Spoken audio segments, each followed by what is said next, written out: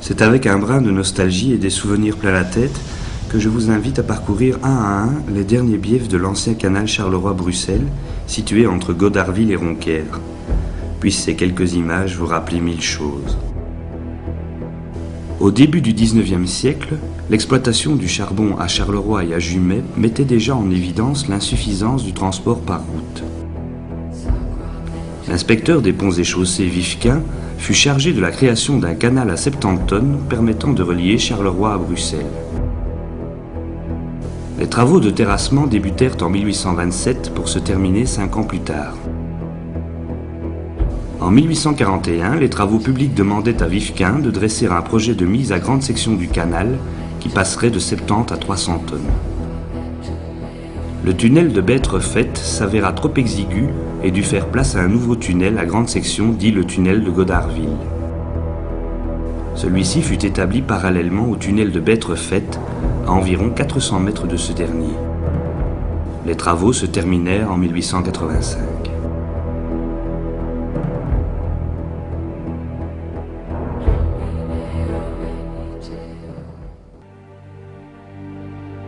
Juillet 2000. Beaucoup d'eau a coulé sous les ponts.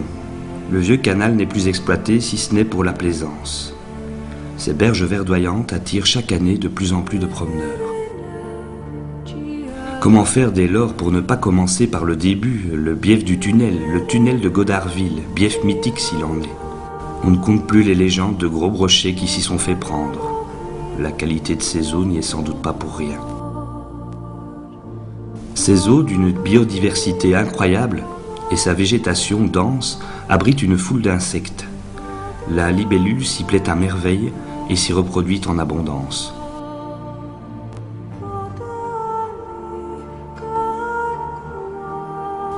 La libellule fauve, pourtant très rare, y revient chaque année. La copulation, qui a lieu au début de l'été, vaut à elle seule le détour.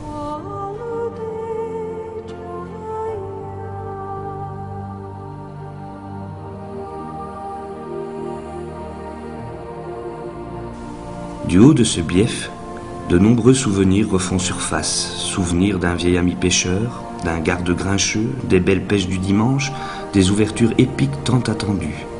Tant de souvenirs heureux.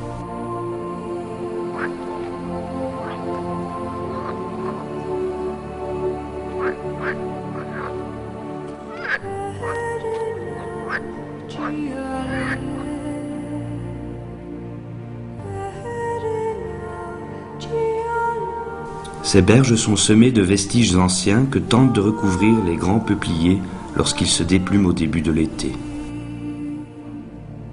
Tunnel de Godarville, pont de l'Origine, du Blocus, de la Noire Bouteille, à Claquette, du Petit Moulin, la Roque, Bournival, la Guinguette, tous ces mots résonnent en nous comme autant de souvenirs vivants.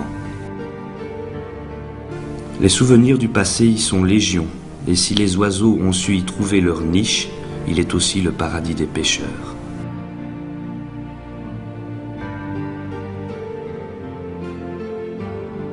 Ces eaux calmes invitent à la méditation.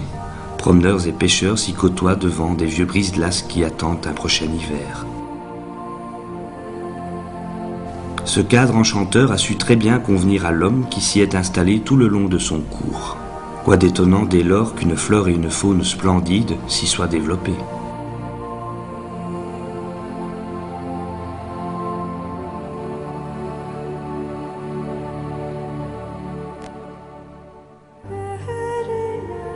Ces vieux ponts tournants ne sont plus que souvenirs.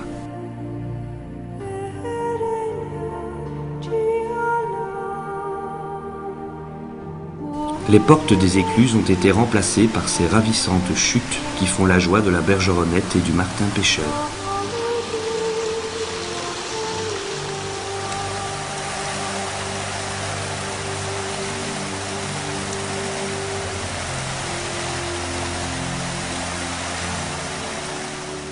Ces eaux poissonneuses attirent le héron qui règne en maître sur les hauts fonds.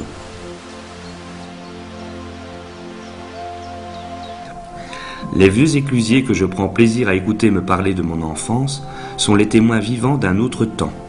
Ils coulent des jours heureux dans leur vieille maison de labeur.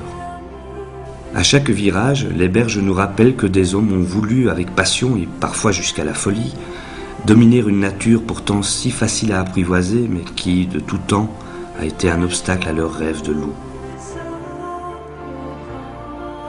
La foulque, grande voyageuse, a investi la quasi-totalité des biefs et s'est reproduit en toute tranquillité.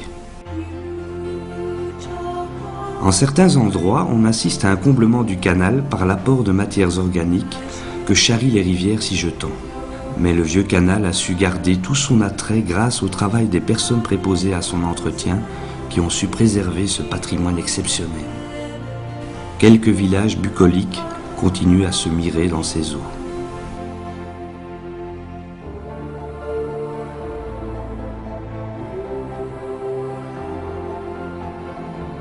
Le temps qui a ouvert son sablier poursuit son œuvre.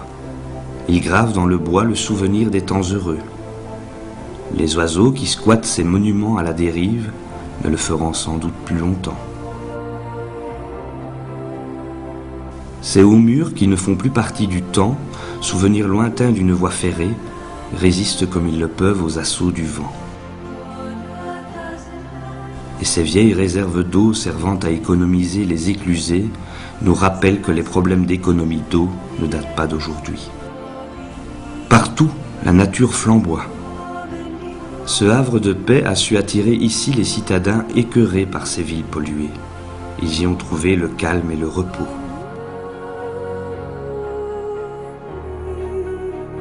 Les pêcheurs et les oiseaux d'eau y cohabitent pour le plus grand plaisir des amoureux de la nature.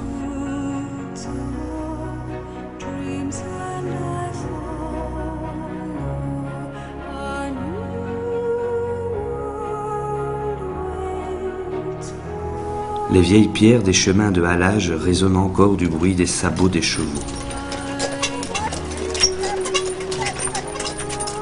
Le grèbe huppé, pourtant assez farouche, y a trouvé un endroit propice pour y élever sa petite famille.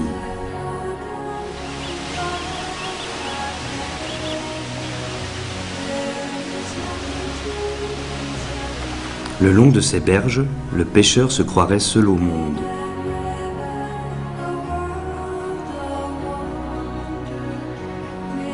Qui pourrait croire qu'en cet endroit on a exploité la pierre et que des hommes ont souffert? Et cette splendide demeure, comment imaginer qu'elle ait servi de bureau à la carrière qui se trouvait à cet endroit? Le château de la Roque continue à veiller sur ses joyaux.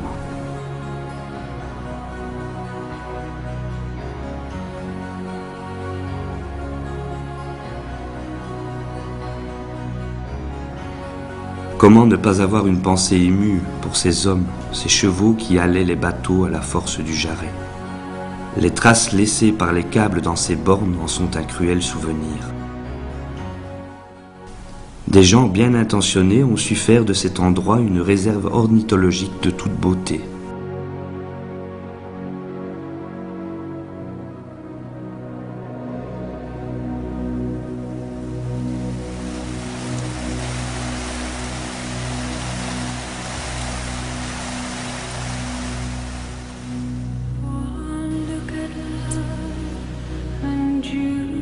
Nous voici arrivés au bout de ces derniers biefs, qui ont su être et seront toujours une source d'inspiration pour de nombreux artistes.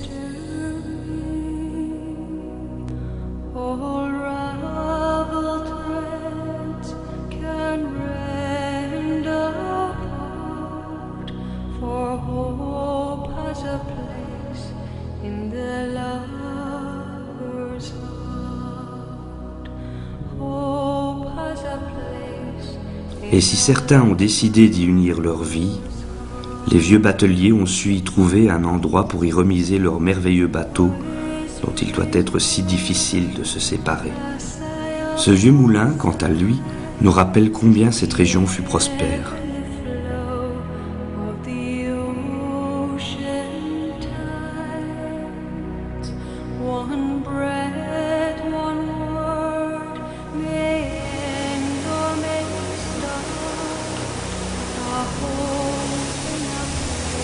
Puissions-nous longtemps encore admirer cette porte d'écluse qui reste le dernier rempart d'un monde sur un autre.